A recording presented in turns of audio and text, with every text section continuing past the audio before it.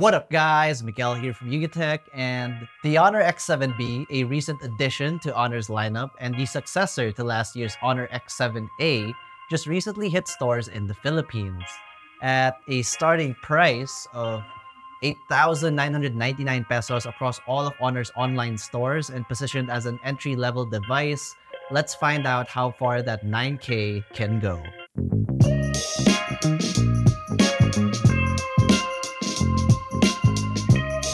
Our HONOR X7b is in its flowing silver colorway, and the rear panel and sides are primarily a metallic baby blue. The rear panel features a holographic sheen with metallic sparkles from top to bottom, with a blue to periwinkle gradient under it all. The rear also features flowy lines that sort of dance when tilting the device around, and is probably why it's called flowing silver. In our opinion, this colorway is on the loud end of the smartphone rear aesthetic spectrum, and if you guys think the same, the X7b is also available in emerald green and midnight black, both of which do not feature sparkles.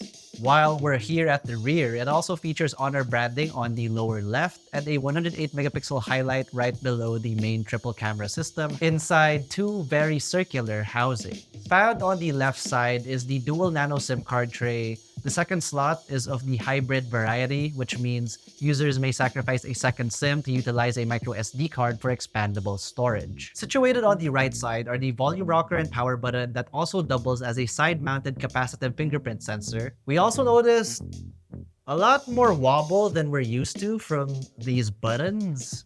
That doesn't destroy the whole experience either way. Up top is a light sensor, so the phone can figure out how bright the display should turn when in auto brightness. So check it out. I'm covering the light sensor and it's completely dark.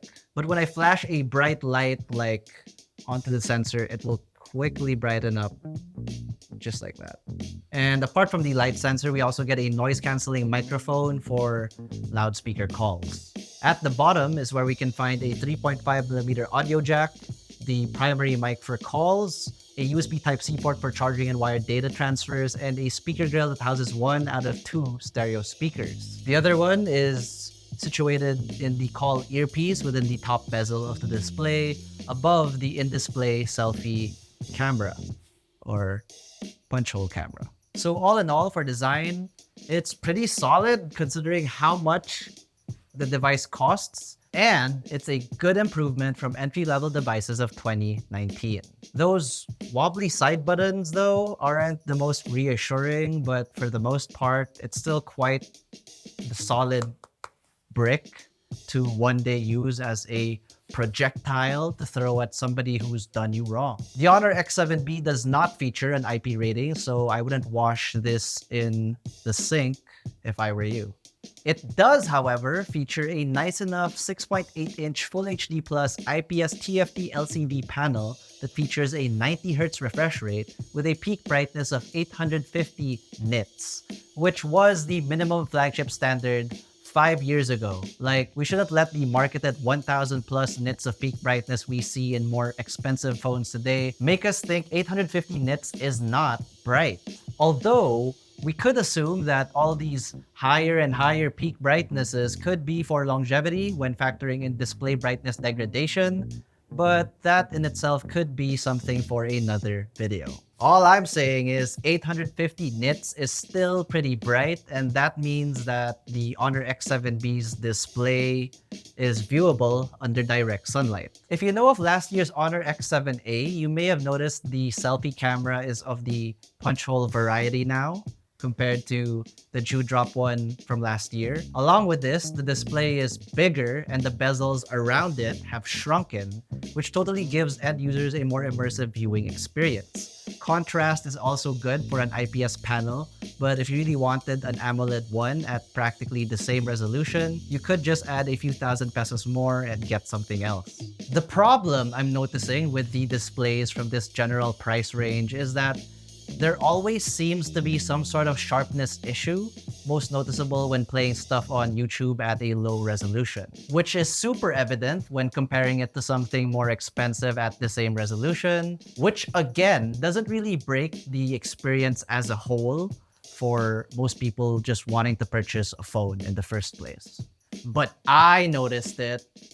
So we also get dual stereo speakers on board, and the mids are very strong and the loudness gets pretty high too.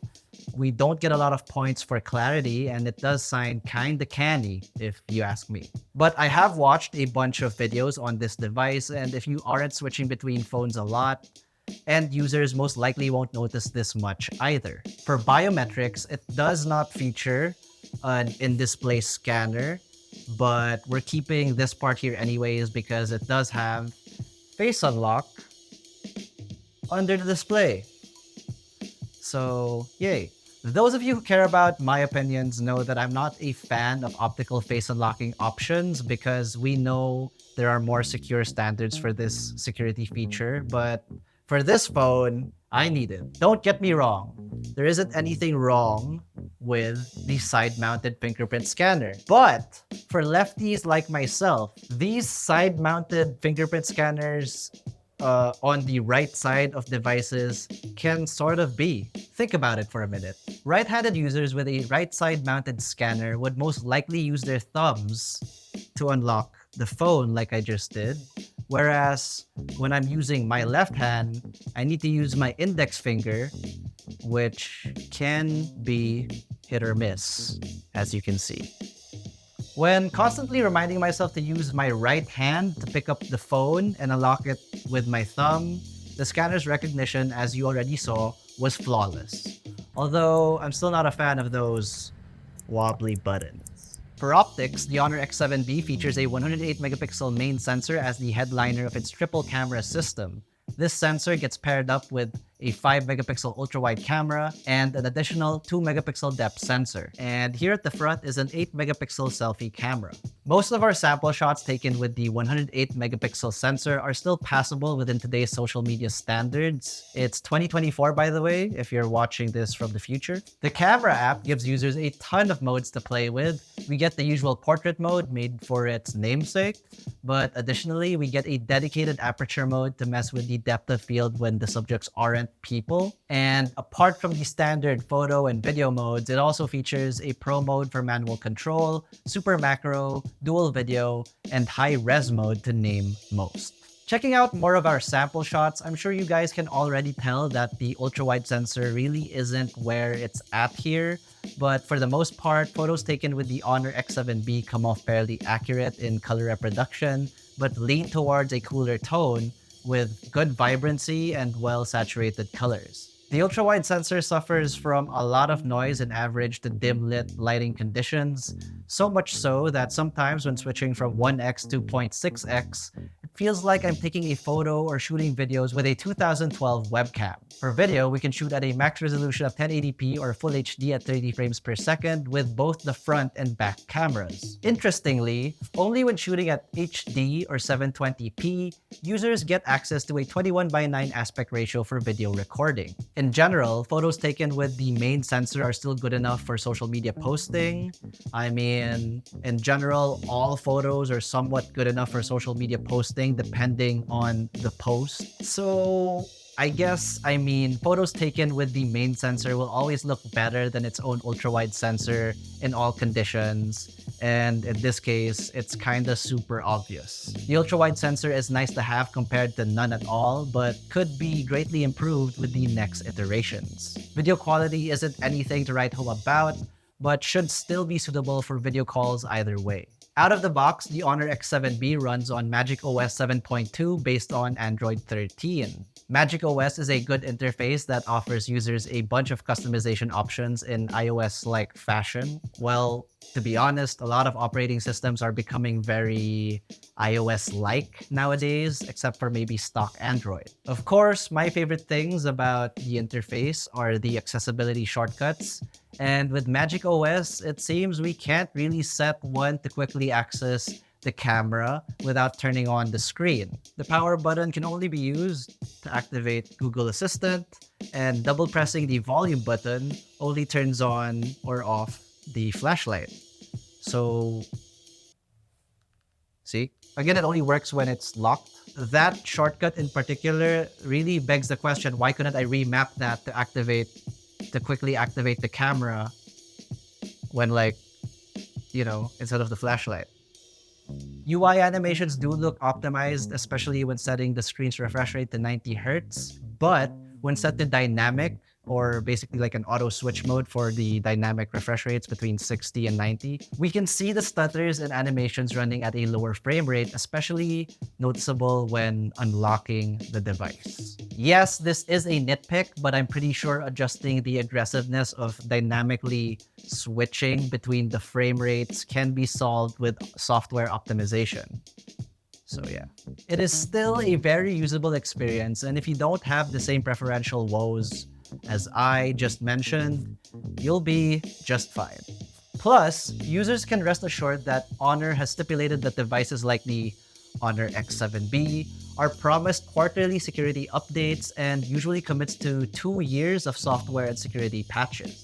The brains behind the HONOR X7b's operation is a Qualcomm Snapdragon 680, a 6nm chipset comprising of an octa-core CPU capable of 2.4 GHz clock speeds and features an Adreno 610 GPU. In the Philippines, the HONOR X7b's only configuration comes in the form of 8GB of RAM paired with 256GB of internal storage. It also features an additional 8GB of virtual RAM that users cannot add or lessen. What I meant by that is you can't turn it on or off.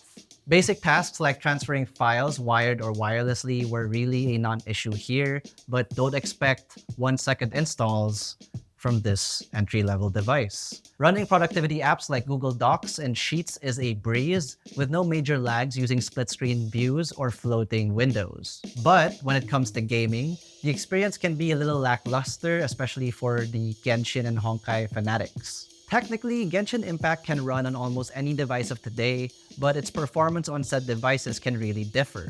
On the HONOR X7b, the game recommends setting graphics settings to low by default, but we were able to bump it up to medium at 30 frames per second, with the phone getting a little hot to the touch faster than it would have at low. But with lighter, less graphically demanding titles like Mobile Legends and Fall Guys, I could easily bag wins, no problem. Games like PUBG Mobile and Firelight 84 ran on this phone with no major issues, with graphics set to smooth. Those of you who want to check out our synthetic benchmark scores, they're on screen!